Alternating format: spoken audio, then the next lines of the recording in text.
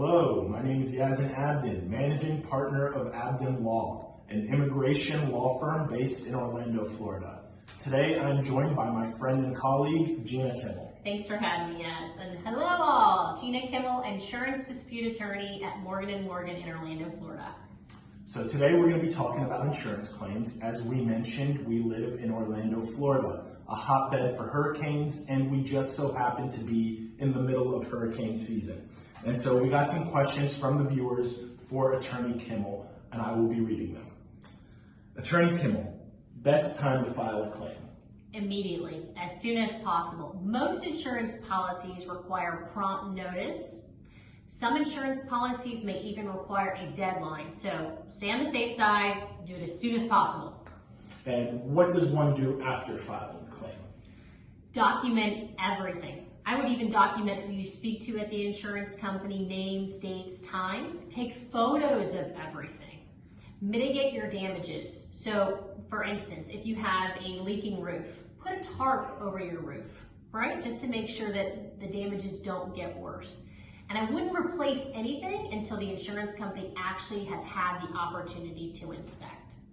I got a follow-up question for you, Attorney Kimmel. You mentioned taking photos. Is this pre-accident or post? I would say both. So a lot of the times the insurance companies will make a claims decision where they say, this is pre-existing damage, or this is just normal wear and tear. So if you have photos, which is evidence to support that, hey, there is no pre-existing damage here.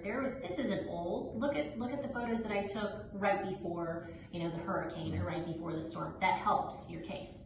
That's very good advice. And what about a time frame to file a claim? Is there any type of statute of limitations in the state of Florida?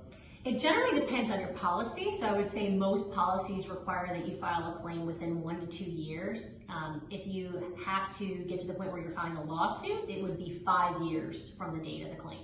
Okay, cool. And what about new homeowners? I want to purchase a house, first-time homeowner. I have no idea what to look for in an insurance policy. So can you advise me what I should look for? So in the state of Florida, you absolutely want to have wind and hail coverage. And you would be surprised, there are policies that actually exclude wind and hail coverage. So that would be the most important. And also if you are in a flood zone, make sure that you have flood coverage. And if you have a pool, if you have a fence, I would also talk to your agent about those things just to make sure those things are covered in the event of a hurricane or a massive storm. That's very good advice. And what benefits generally can we expect from our policies? So multiple benefits. So damages to repair the home. I would say personal property loss. So that would be furniture, clothing, appliances. Other structure coverage, which it would be like a fence or a gazebo, a she shed, man cave, things of that nature. And then additional living expenses. So the insurance company will have to pay for your hotel stay while your home is under construction, and maybe even loss of rental income if that applies to your policy. Okay, great. And living in Central Florida here, we have so many small business owners. So if I have a small plaza or I'm leasing space somewhere, generally am I going to be looking for the same things in my business insurance policy as I would my home? You would, but definitely talk to your agent just to make sure that that policy is made specific to you and your needs as to your business. Excellent. And recently I looked over a policy and I noticed there's some funny terms in there that I did not understand. You've probably looked at a million or so maybe you can explain some of these terms to us. So two of the most common terms I've seen in policies are actual cash value and replacement cost. What are these and which one is better or worse?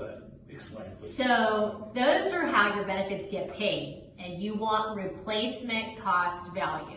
So that is the cost to actually replace your roof, for instance, versus actual cash value, where the insurance company factors in a depreciated amount. So your roof, if your roof's old, they consider that, and they define or assess, I don't know how they do it, but they do it, and they'll factor that number in paying your benefits. Well, that's very important, so you want replacement cost value.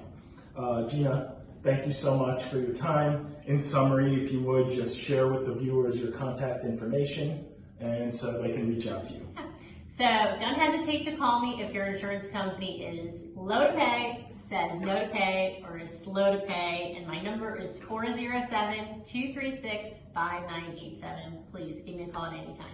Thank you for joining us, and we'll see you next time.